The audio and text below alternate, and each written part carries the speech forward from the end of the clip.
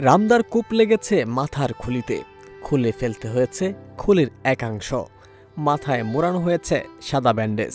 কেউ যাতে ভুলে হাত না দেয় তাই কালো কালিতে সেখানে লেখা হয়েছে, হার নেই, চাপ দেবেন না।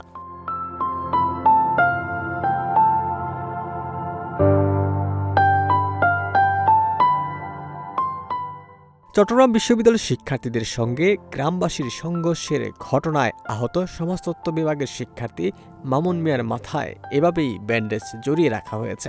বর্তমানে নগরের পার্ক ভিউ হাসপাতালে ভর্তি তিনি। শারীরিক অবস্থার উন্নতি হলেও তার মাথায় খুলি এখনও জোড়া লাগেনি।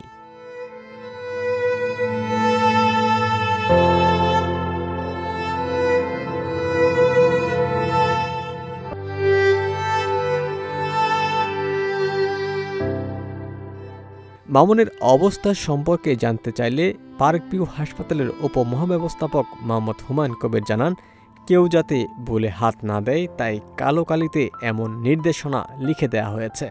মামুনের শারীরিক অবস্থার উন্নতি হয়েছে, তিনি খাবার খেয়েছেন।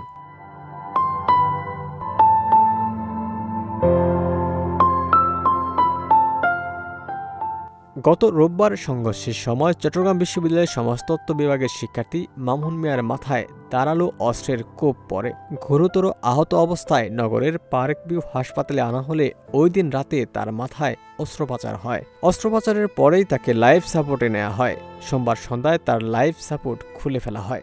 গতকাল বুধবার বিকেলে তাকে কেবিনে নেওয়া হয়।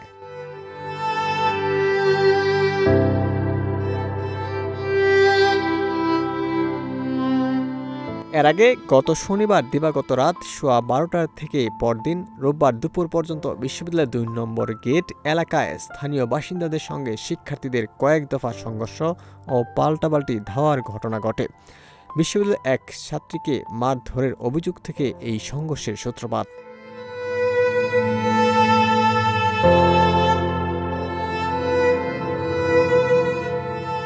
ওমর ফারুক, ঢাকা প্রকাশ।